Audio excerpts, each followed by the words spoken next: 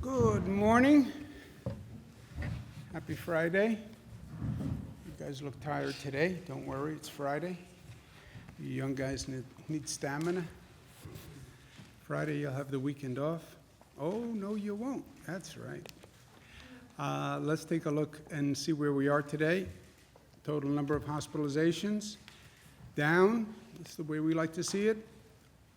Rolling average down. That's the way we like to see it. Change in intubations down. That's the way we like to see it. Number of new cases up. We don't like to see that, but it's only up a tick. And again, these numbers tend to bounce, but it's been a slow decline. There's no doubt about that. And you see there's been several plateaus in the decline. We are very curious to find out where that number winds up, how low the new cases go. We've done a lot of research, as you know. Those new cases mostly coming from people who are at home. So we're talking about home spread, more than at work, more than first responders, more than essential personnel. And that's the hardest place to control the spread, is when a person's literally at home, right? There are very few precautions. It's all about personal behavior. But that's where those cases are coming from. Number of deaths is down, but still painful, 132. We are right about where we were when we started this. Number of lives lost. We go right back to March 27th, and that's when we really first started this miserable journey. Good news again, if you look at New York, our curve is down. Congratulations, New Yorkers. And actually, the curve in the rest of the nation is up. So while cases are increasing across the country, the number of cases in New York are actually going down. And that's remarkable in some ways because we had more cases than anyone else, not because there's anything particular in the air in New York, but because we had people coming from Europe bringing the virus at a time when no one knew the virus had moved from China to Europe. And we had 3 million Europeans come January, February, March before we did the ban on European travel. And those flights came to the East Coast, and they landed at JFK Airport, which was one of the funnel airports, if you remember. So the problem had nothing to do with us, but we were then tasked with resolving it. And New Yorkers stepped up to the plate and have done a great job. Question now is on reopening. We're going to open half the regions in the state today, 5 regions out of 10. They are the regions that meet the numerical criteria. There's no politics to this judgment. There's no arbitrary nature to this judgment. It's all on the numbers. 7 criteria, which basically measure the infection rate, hospitalization rate, testing rate, et cetera. And that's how the decision is made. For those regions that don't qualify to open today, we're extending what's called the New York Pause Order, which is the close down of services and institutions that have been closed down. If a region hits its benchmark at any time, regardless of the pause order, then that region can open.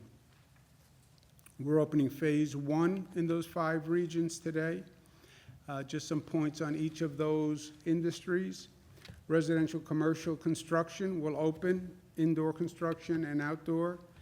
Masks must be worn by employees when they're 6 feet from one another, so they must all have masks. The employer must provide the masks, any gloves, any equipment that the employees need on that work site must be provided by the employer. There's no congregate meetings. For retail businesses, curbside pickup starts. The employee and the purchaser in the vehicle must be wearing a mask. Anyone in the vehicle must be wearing a mask. Gloves are preferred, but they're not mandated. And the employer, the store owner must make hand sanitizer available. If curbside pickup is not practicable, then in-store pickup is available, but it is in-store pickup. It is not in-store shopping. It's in-store pickup because curbside is not practicable, requires ordering ahead, social distancing in the store, no more than 50% maximum occupancy of that store for people coming there to pick up. Patrons must wear a mask, store employees must wear a mask, gloves are preferred, hand sanitizer has to be made available. For an individual's behavior, people ask, well, what am I supposed to be doing as an individual? I'm not a store owner, I don't work construction. I understand as an employee what my requirements are, but just what do I do in normal life? When you're in public and you're within 6 feet of another person, wear a mask. That is a requirement. Curbside or in-store pickup, wear a mask and socially distance. Store owners should not let you in the store for an in-store pickup if you don't have a mask. The exception is less than 2 years old, or some people for medical reasons can't wear a mask. In a construction or manufacturing setting, the employee must wear a mask whenever they can't socially distance, and the employer has to meet certain precautions which they said they would when they reopen under this. In private, people ask, what should I do? Well, then you have our best advice, but in private is private. What you do in your home, what you do with your family, what you do with your personal relationships, your friendships. We've talked about exposure to senior citizens and how you should be careful to vulnerable populations, but there are no government requirements on what you do in your home, et cetera. The responsibility for local officials and what we call the Regional Control Center, local officials have to enforce business compliance and social distancing. These businesses are opening subject to saying they will comply with safety precautions. Local officials have to make sure they are followed, as well as social distancing guidelines for individuals. The Regional Control Center will have a daily morning meeting where they review and monitor the infection testing and hospitalization rates. And I can't stress this enough. We're starting to turn the valve. One of my favorite graphics, not saying a heck of a lot. Starting to turn the activity valve. Watch what happens to the infection rate, testing rate, hospitalization rate. If those numbers start to move, slow down on the activity level. That requires you to monitor the impact of this increase in public activity. You will see an increase. We expect to see an increase, but that increase has to be monitored and has to be controlled. We've talked about the infection rate, the rate of transmission.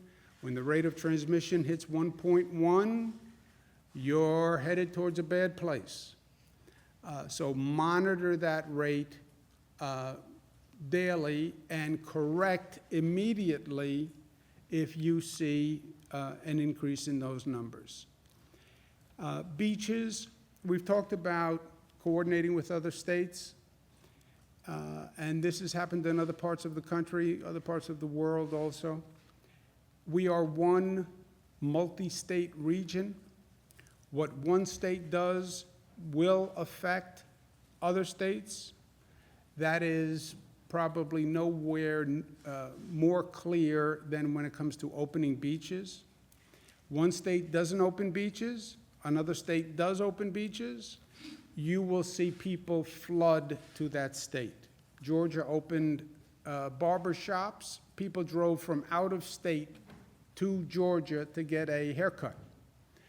If New Jersey opens beaches or Connecticut opens beaches and we didn't open beaches, you would see a flood of people to Connecticut and New Jersey. And our relationship and responsibility to our other states neighboring states is important.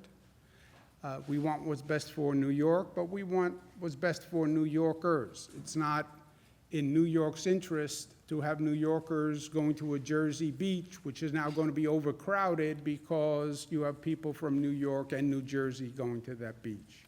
It's not in our interest that people going to Connecticut beaches, if those beaches are then going to be overcrowded. So we've worked with New Jersey and Connecticut. We've come up with an agreement that accommodates all needs, and it was done in good faith. The agreement is New York, New Jersey, Connecticut, Delaware will all be opening beaches for the Memorial Day weekend. States will have different specific rules about what happens on that beach. They'll all be plus or minus, but they're all basically in the same ballpark. They're opening Friday of Memorial Day weekend, state beaches. That includes local beaches, lake shores. It does not include pools. Pools are closed. But no more than 50% capacity, and that'll be done at parking areas, entrance areas, exit areas, et cetera. No group contact activities, no volleyball, no football, nothing like that. Areas of social gathering will be closed, picnic areas, et cetera. Playgrounds, pavilions, arcades. Social distancing will be enforced for employees and for visitors. Masks must be worn by employees, and visitors must have masks and wear them when they can't socially distance. At this point, concessions will not be operating. We don't want long lines of people waiting on concessions, for concession stands, and will ensure that staff levels are adequate to enforce these measures. On the beaches that are controlled by cities, towns, counties, municipal beaches, municipal lakes, the local government can decide to open or stay closed. If they choose to open, they must adopt the state's requirements at a minimum, and the chief executive can decide to do that. If they want to impose additional requirements above and beyond the state requirements, they are free to do that. That will be done by a home rule message. And those decisions should be made by the locals by Wednesday, May 20th, so we can plan accordingly. If a locality doesn't open beaches, we need to know that, because then we'll have more demand on the state beaches in that area. If they do open beaches, we need to know that also, just to understand the flow, the traffic, and where we have to staff up. Again, state beaches will be open on Friday before Memorial Day. Last point, reopening must be smart, and we have to keep this in focus. Remember, learn from the lessons that are around us. We've seen other countries open. We've seen cities open. We've seen them then close because the activity level went up too high, too fast. We see countries like Germany that are reopening, but they're seeing that infection rate go up, and they're monitoring it very closely. We expect the rate to go up, but it has to go up at a rate that we can control, right? And the risk is the activity level increases quickly, and then the virus spreads quickly. You overwhelm the health system, et cetera. So this has to be monitored very closely. A lot of it is going to fall on the local governments, and we need them to really step up here on the compliance for businesses and for individuals. The testing and tracing is one of the key monitors on that dashboard. They all meet the minimum testing and tracing requirements, but they have to do it also, and it has to be done every day, and that is a logistical, operational challenge. We're working with them to do that, but that has to be done every day. and the monitoring of all the indicators, again, and quick reaction. These indicators will be online for everyone, not just for local governments. They're on the website. I would suggest everyone look at them for their county, their region, so they know exactly where they are every day. They're updated daily. And how this goes is up to all of us. Stone to stone across the morass, as my father used to say. You're going through a morass, and we are in a morass. There's no doubt about that. Find a stone, find firm footing, and step onto that stone. Then you find the next stone, then you find the next stone. That's what we have been doing. This reopening is the most data-driven, fact-specific, science-driven reopening that has been done, period. It's all about the numbers and the facts. That's right.